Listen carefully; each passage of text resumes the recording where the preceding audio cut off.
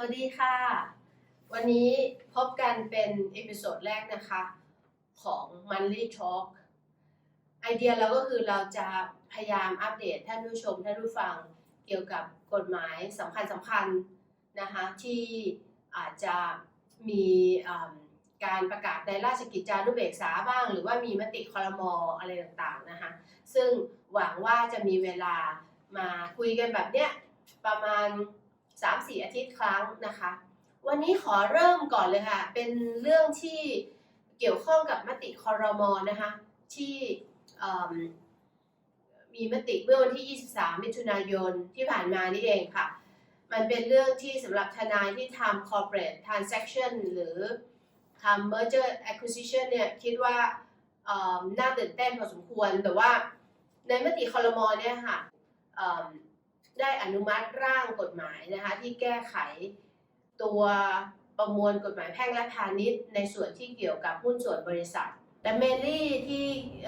แก้กันจริงๆเนี่ยเป็นเรื่องของบริษัทนะคะเริ่มประเด็นแรกก่อนเลยประเด็นแรกเนี่ยไม่ได้มีอะไรสลับซับซ้อนก็คือเขาได้ลดจำนวนของผู้ถือหุ้นนะคะจาก3คนให้เป็น2คนโดยให้เหตุผลนะคะหลักการและเหตุผลเนี่ยระบุว่าให้เป็นการช่วยเหลือบริษัทเล็กๆใช่ไหมคะที่เวลาจะตั้งพวกสตาร์ทอัพก็ดีอะไรก็ดีเนี่ยและอีกอย่างหนึ่งก็คือแน่นอนที่สุดว่าเราก็เห็นอยู่ว่าทางปฏิบัติเนี่ยมันก็คงง่ายขึ้นเยอะเนาะก้าวเวลาที่จะตั้งไม่เหมือนสมัยก่อนโบราณนู่นคือ7 คนอ่ะโอ้โหไปหาคนมาเยอะแยะนะคะสุดท้ายทนายก็มาต้องมาถือหุ้น1 หุ้น1 หุ้นอย่างเงี้ยนะก็เป็นอะไรที่ยุ่งยากทีนี้มันมีเรื่องที่2ใช่ไหมอะไรนะที่เขามีในร่างแก้ไขเนี่ยค่ะอีกเรื่องก็จะเป็นเรื่องกำหนดระยะเวลาการจ่ายเงินปันผลนะคะเพราะว่าปัจจุบันประมวลกฎหมายแพ่งและพาณิชย์เองเนี่ยคือไม่ได้กำหนดกรอบระยะเวลาไว้ว่าจะต้องเมื่อผู้ถือหุ้นหรือบอร์ดกรรมการเนี่ยอนุมัติแล้วเนี่ยจะต้องจ่ายเงินปันผลให้แก่ผู้ถือหุ้นเมื่อไหร่ค่ะทีนี้เพื่อเป็นการสร้างความมั่นใจสร้างความเชื่อมั่นให้กับนักลงทุนคุ้มครองนักลงทุนรายย่อยเนี่ยก็เลยได้มีการแก้กฎหมายตัวนี้ออกมาเพื่อกำหนดให้ชัดเจนว่าเวลาถ้าจะจ่ายเงินปันผลให้แก่ผู้ถือหุ้นเนี่ยต้องทำภายใน1 เดือนนับแต่วันที่ลงมติค่ะซึ่งจริงๆตรงนี้เองเนี่ยการกำหนดว่าให้จ่ายเงินปันผลภายใน1 เดือนเนี่ยจริงๆคสช.เองก็ประกาศออกมาแล้วเมื่อใช้มาสักพักหนึ่งแล้วค่ะเพียงแต่ว่าคือน่าจะเป็นเพราะว่าตอนนี้เพิ่งให้แก้ตัวคือเพิ่มความชัดเจนเข้าใจค่ะนี่ประเด็นที่3ครับอันนี้เป็นอะไรที่น่าสนใจมากสำหรับโดยเฉพาะยิ่งคนที่ทำงานทางด้านนี้เองคือเป็นการแก้ประมวลแพ่งเพื่อให้การรวมบริษัทเนี่ยสามารถทำได้โดยการควบบริษัทซึ่งเริ่มมีอยู่แล้วนะแล้วมีเพิ่มผนวกบริษัทด้วยซึ่งอันนี้เดี๋ยวผมจะรีแคปให้ฟังว่าแต่ละอย่างหลักการเป็นยังไงแล้วก็พูดถึงศัพท์ภาษาอังกฤษด้วยจะได้ไม่งงนะทีนี้ควบบริษัทเนี่ยประมวลแพ่งของเราก็มีอยู่แล้วนะซึ่งอันนี้ภาษาอังกฤษก็คือ amalgamation ซึ่ง amalgamation เนี่ยก็คือว่า A กับ B มารวมกันเสร็จปุ๊บ A กับ B นี่สิ้นสภาพไปเลยเกิดบริษัท C ขึ้นมาครับเป็นบริษัทใหม่ซึ่ง C เนี่ยก็จะได้ไปซึ่งสิทธิหน้าที่ความรับผิดอะไรสักอย่างของ AB เนี่ยไปซึ่งพอเป็นอย่างเงี้ยของเดิมเนี่ยนักลงทุนต่างชาติมาเนี่ยคำถามที่เจอบ่อยนะฮะก็คือว่าบ้านเขาเนี่ยมีอีกอันหนึ่งที่เรียกว่า merger เขามาเจอ amalgamation เนี่ยเขาก็สงสัยว่ามี merger หรือเปล่าของไทยเนี่ยซึ่งการแก้ครั้งนี้จะเพิ่มที่บอกผนวกบริษัทนะครับเพิ่ม merger เข้ามาด้วยซึ่ง merger เนี่ยก็หมายถึงว่า A บวกกับ B นะตัวอย่างเมื่อกี้นี้ A บวกกับ B เนี่ยไม่หายไปทั้งคู่เลือกได้ว่าจะให้บริษัทไหนเป็นบริษัทที่คงสภาพอยู่นี่เขาเรียก surviving entity ใช่ไหมแล้วก็อีกบริษัทหนึ่งเนี่ยก็จะเป็นentity ที่ถูก merge ไปสิทธิหน้าที่ความรับผิดของบริษัทที่ถูก merge ไปเนี่ยก็จะโอนไปยังบริษัทที่ยังคงอยู่ซึ่งอันนี้ผมก็เข้าใจว่าถ้าเรามองในลักษณะของกฎหมายต่างประเทศที่เขามีมา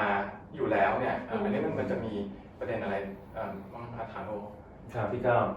จริงๆอันนี้ก็เป็น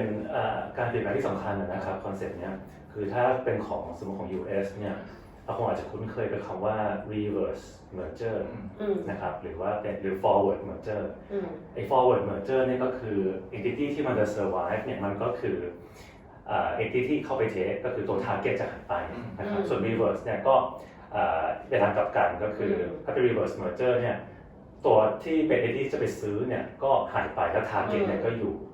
ตัวนี้มันก็เลยมีความ flexibility ค่อนข้างเยอะซึ่งทำให้การทำ M&A ที่เมืองนอกเนี่ยมันจะค่อนข้างสะดวกนะครับเพราะเราจะเลือกได้คราวนี้ของเราเนี่ยตอนแรกเป็น amalgamation ใช่ไหม amalgamation เนี่ยมันก็จะมีข้อเสียอยู่บางอย่างในทางปฏิบัตินะฮะคือในทางทฤษฎีเนี่ยจริงๆเนี่ยทางกฎหมายเนี่ยเขียนว่าทั้งสิทธิหน้าที่ใช่ไหมครับของบริษัทเนี่ยจะถูก transfer ไปที่ entity ใหม่แต่คราวนี้เนี่ยในความเป็นจริงก็คือพวก license อะไรต่างๆเนี่ยบางทีมันก็อาจจะไม่ได้ transfer ไปในอัตโนมัติในทางปฏิบัตินั้นในการทำ amalgamation เนี่ยมันก็จะมีปัญหาในเชิงทางปฏิบัติค่อนข้างเยอะคือหน่วยงานอื่นที่มีหน้าที่ออกเอกสารอย่างอื่นเขาอาจจะไม่ให้โอนอัตโนมัติว่างั้นเถอะใช่ไหมคะใช่ครับคราวนี้ถ้าเราสามารถเลือกได้ว่าอย่างน้อยให้ตัวนึงเนี่ยมัน survive ไปแล้วเราก็อาจจะไม่ต้องขออนุญาตใบอนุญาตของตัวที่มัน survive อยู่นะคราวนี้นอกจากใบอนุญาตเนี่ยมันก็จะมีเรื่องสัญญาก็ดีที่มีคอนเซ็ปต์คล้ายๆกันว่ามันก็ไม่ต้องโอนมาอย่างเงี้ยนะครับต้นพนักงานด้วยไงพนักงานนี่ก็ยุ่งเหมือนกันเพราะว่าซึ่งที่จริงเรื่องพนักงานเนี่ยสามารถที่จะทำอีกคลิปหนึ่งกันหักได้เลยด้วยซ้ำไปเพราะมันยุ่งเหมือนกันว่ากฎหมายตอนนี้ก็ยังไม่ได้ accommodate มันต้อง consent หมดไงคือต้องมีความยินยอมหมดนะนี่ทาง corporate สเต็ปเป็นไงไม่รู้จดทะเบียนทะเบินค่ะจริงๆขั้นตอนเหมือนกับการควบบริษัทเลยค่ะก็มีการลงมติพิเศษเสร็จแล้วบริษัทที่จะควบเข้ากันก็มาประชุม Joint Shareholder Meeting นำไปจดทะเบียนทีนี้ข้อดีอีกอย่างหนึ่งของตัวผนวกบริษัท Merger เนี่ยก็คือว่าเราสามารถเลือกได้ว่าเราจะใช้ชื่อเก่าหรือชื่อใหม่ไปเลยก็ได้หรือจะเป็นชื่อเดิมของ2บริษัทที่มาผนวกกันก็ได้อันนี้ก็คล้ายๆกับ amalgamation ใช่ไหมปัจจุบันนี้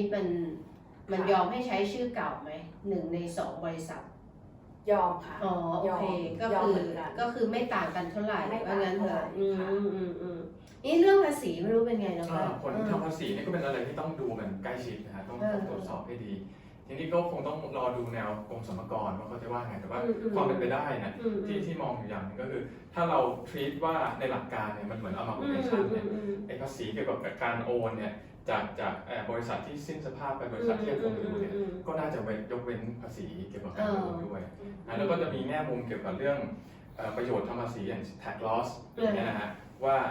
บริษัทที่ยังคงอยู่เนี่ยก็ยังคงใช้ได้ต่อไปซึ่งอะไรพวกนี้ทั้งนี้ทั้งนั้นก็ยังต้องรอดู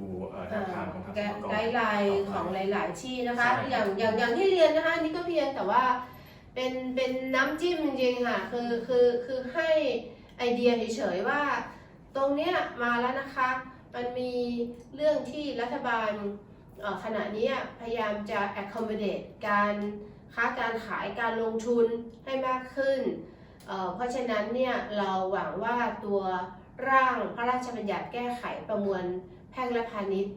ที่เกี่ยวข้องกับ3ประเด็นที่เราพูดถึงเนี่ยจะถูกผ่านกระบวนการขั้นตอนต่อไปนะคะหลังมติครม.ก็คือไปสู่สภาเสร็จก็คงมีขั้นตอนในการที่จะประกาศหลังจากนั้นน่าจะใช้